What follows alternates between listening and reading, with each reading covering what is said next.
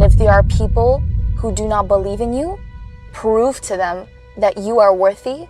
Prove to them that you are going to be a success. You are already a success. From doing our hobbies to testing our friends. In the end of the video, we'll find out who did the best, gonna have a privilege of choosing a punishment for the loser. Hopefully I win. Good luck. Good luck.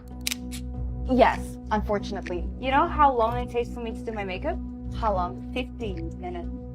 Well, you're just gonna decrease it to 5 minutes. You're just gonna remove that extra 0. सूफी मनशायन ने हाल ही में निवेदा के साथ उनके साथ की गई horrible चीज का खुलासा किया है और फैंस फाइनली सब कुछ एक साथ जोड़ रहे हैं। Fake friendship, सैडी content, toxic energy और ये सब कुछ उलझता जा रहा है और टाइमिंग भी सस्पिशियस लग रही है, क्योंकि अगर आपने ध्यान दिया होगा तो आपने देखा होगा कि उन्होंने कई वीक से साथ में कोई कंटेंट नहीं बनाया है। निवेदा और वेरोनिका क्लिक के लिए ऑनलाइन पोस्टिंग के उसको बढ़ा रहे। इस बीच सूफी चुप हो गई है और ये सब क्लियर है कि ऐसा क्यों है। बिहाइंड द सीन सूफी एक ऐसी फ्रेंडशिप से डील कर रही है जो मैनिपुलेटिव, ड्रेनिंग और एक्चुअली में खतरनाक हो गई है। ईटिंग डिसऑर्डर जैसे सीरियस इश्यूज को क्यूट दिखाने से लेकर स्टॉकर रोमांस का नाटक करने तक निवेदा का कंटेंट पूरी तरह से ऑफ द ट्रैक हो गया है। और जब ये सब हो रहा था तब सूफी वहीं थी, लेकिन इन झंझट को और बढ़ाने की बजाय सूफी पीछे हट गई और फैंस उसे ग्रुप में सबसे मेच्योर बता रहे हैं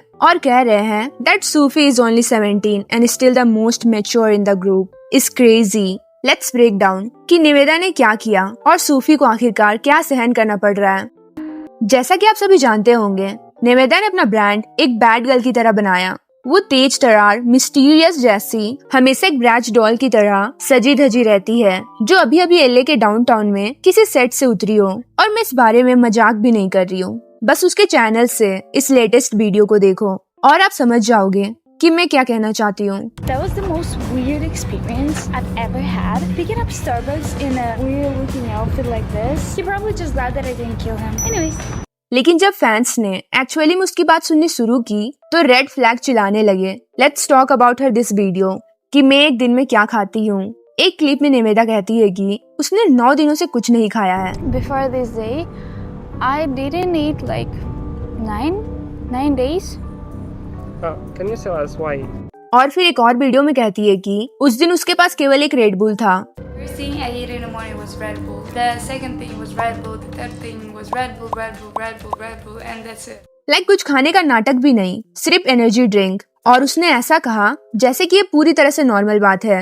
उसने लिटरली इस कैप्शन के साथ पोस्ट किया, Who else does this? ऐसा और कौन कौन करता है? और लोग कंसर्न होने के बजाय ऐसा कमेंट कर रहे थे, me too, so inspiring. I mean ये सच में अजीब है। उसने खुद को भूखा रखने को एक फैशन बना दिया, जैसे कि ये कोई क्यूट चैलेंज हो, और ये एक्चुअली में डेंजरस है। और सबसे बुरी बात ये है कि वो जानती है कि उसके ऑडियंस में यंग लड़कियां हैं, यहाँ तक कि टीनेजर्स भी है, लेकिन अपने प्लेटफॉर्म के साथ रिस्पॉन्सिबल होने के बजाय उसने कॉमन सेंस के प्लेस पर क्लाउड को चुना। और अगर आप सोच रहे हैं कि सूफी इन सब के बीच में कहाँ फिट बैठती है, तो एक बार बस आप उसके कंटेंट के बारे में सोचो। सूफी हमेशा ही बॉडी कॉन्फिडेंस, बैलेंस और जस्ट बीइंग रियल पर जोर देती आई है। वो कैमरे पर खुद को भूखे रखे बिना डांस कर रही है, एक्टिंग कर रही है, ग्लो कर रही है, और एक्चुअल में उसने मजाक में ये भी कहा कि फूड से उसे एनर्जी मिलती है। खैर, नैप लेने की एनर्जी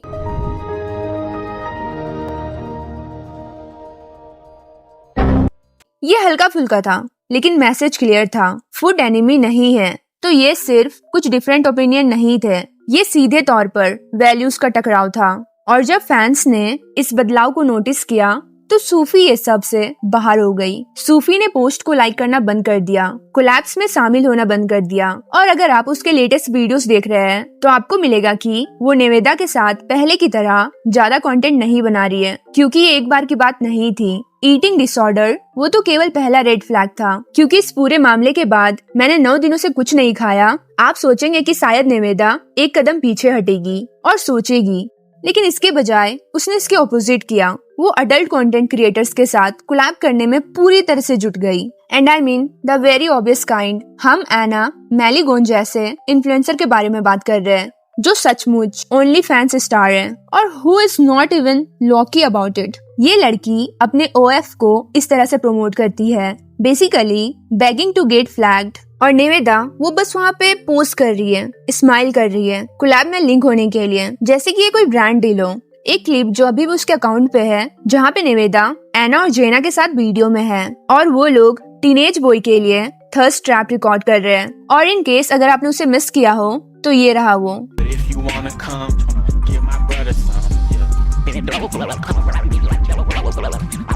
फिर जेना, जो निवेदा की एक और सबसे अच्छी दोस्त है, जो पब्लिकली कंफर्म नहीं की है कि उसके ओनली फैंस है, उसका कंटेंट भी सजेस्टिव है और यहाँ पे चीजें और डिस्कस्टिंग हो जाती है।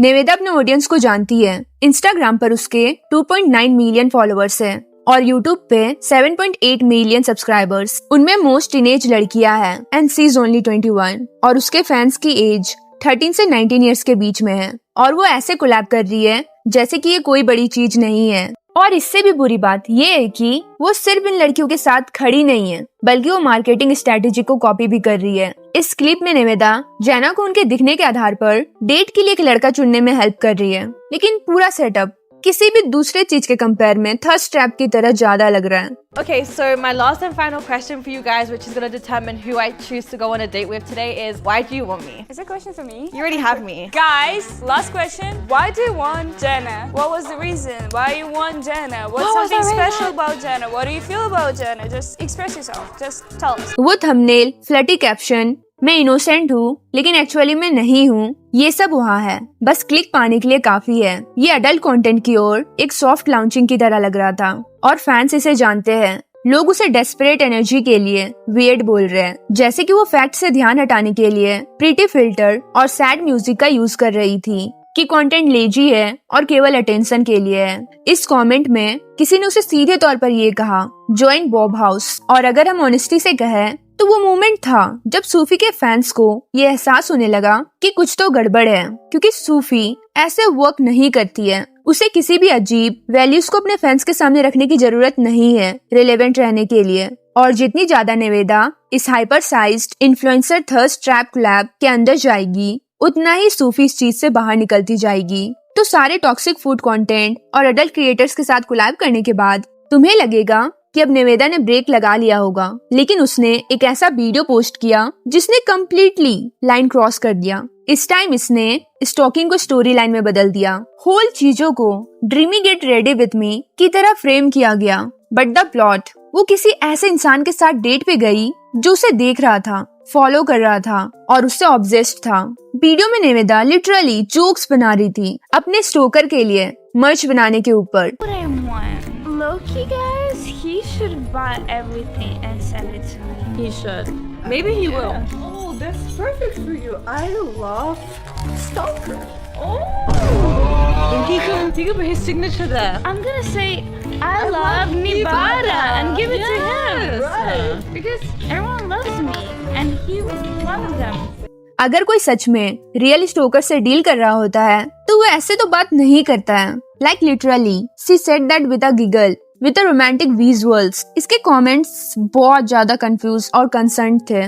कुछ लोगों ने कहा, I would be terrified if I had a stalker. Hope you are safe when you go with the stalker. So yeah, उसके खुद के फॉलोअर्स को भी लगता है कि ये सही नहीं है। लेकिन एक चीज यहाँ पे क्लियर थी कि ये किसी की भी हेल्प नहीं कर रही थी। ये किसी ऐसे चीज को नॉर्मलाइज कर रहे थे जो डेंजरस है। अब तक तो आप सबको पता ही होगा कि सूफी ने खुद को उन लोगों से दूर कर लिया था, लेकिन ये वीडियो इसने पब्लिक को डिवाइड किया। एंड लेट्स बी रियल, क्या होता अगर निवेदा का प्लान होता सूफी को भी अपने स्टोरी लाइन में पुल करने का, क्योंकि उन्होंने पहले बहुत ज्यादा कोलैब किए हैं और ट्रेंडी वीडियोस भी बनाए हैं। और अगर निवेदा उस स्टोकर के साथ फेक रोमांस चाहती थी सिर्फ क्लिक के लिए, तो उसे क्या चीज रोक रही है सूफी के साथ स्क्रिप्ट के लिए? और क्या आपको पता है कि ये क्लाउड चेजिंग सर्कल कितने मैनिपुलेटिव है? ये तो अच्छा हुआ कि सूफी को पहले ही पता चल गया, लेकिन स्टोकर स्किट चाहे कितनी भी बेतुकी क्यों ना हो, ये निवेदा का फाइनल फॉर्म नहीं था। क्योंकि जब लोगों ने उसे कॉल आउट करना शुरू किया तो उसने इसे एक हीलिंग जर्नी में बदलने की कोशिश की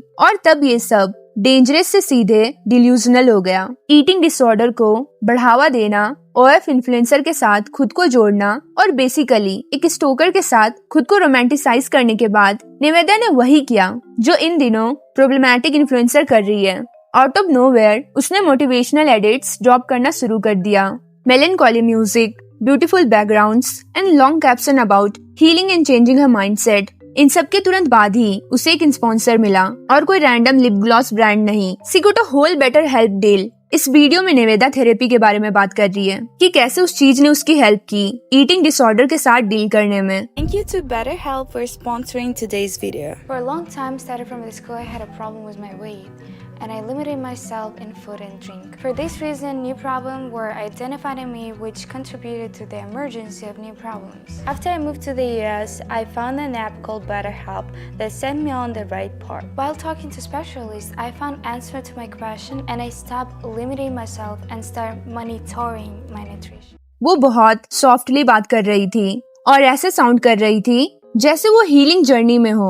लेकिन लेट्स बी रियल, ये वही सेम लड़की है जिसने अपना platform toxic habits, faking trauma और ब्रेन रॉक कंटेंट को पुश करके बनाया है और अब वो मेंटल हेल्थ की फेस बन गई है। लेकिन ये सब कुछ फिट नहीं बैठ रहा है क्योंकि there was no real change.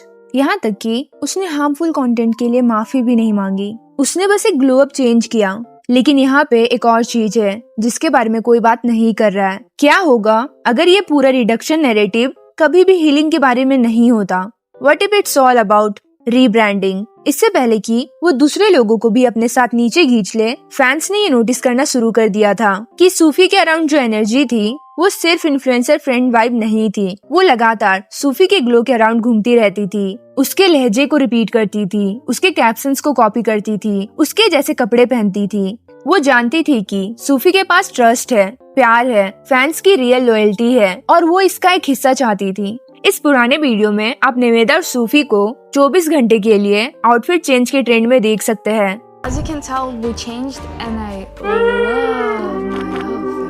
Yes, I love your outfit so much. I love your outfit. Look at this short jeans. I can't even cover Look at how long these jeans are. They go almost to the floor. I love it. Look at these jeans. I cannot even cover my feet. They're perfect. I would never wear blue skinny jeans. एक जैसी शक्लें, एक जैसे pose, पूरी तरह से identity मर्ज और Niveda Sophie की image के ठीक बगल में खड़ी थी। और यहीं पर ये स्कैरी हो जाता है क्योंकि अगर निवेदा इस पूरे फेक इन्फ्लुएंसर आर्क को आगे बढ़ाती रही तो क्या ये कहा जा सकता है कि वो सूफी को भी इसमें घसीटना शुरू कर देगी? शायद ये दोनों स्ट्रगल करें या इससे भी बदतर सूफी की क्लीन इमेज का यूज अपनी डिस्कस्टिंग चीजों को छुपाने के लिए करें। और जब ये सब पब्लिकली हो रहा था, बिहाइंड द सीन चुपचाप कुछ बहुत इंपॉर्टेंट चीज हो रही थी। सूफी गायब हो गई, लाइक वो बिना किसी एक्सप्लेनेशन के चली गई। खैर, कम से कम अब हमें इसके पीछे का कारण तो पता चल गया है। सो या that's it for this video. Thank you for watching.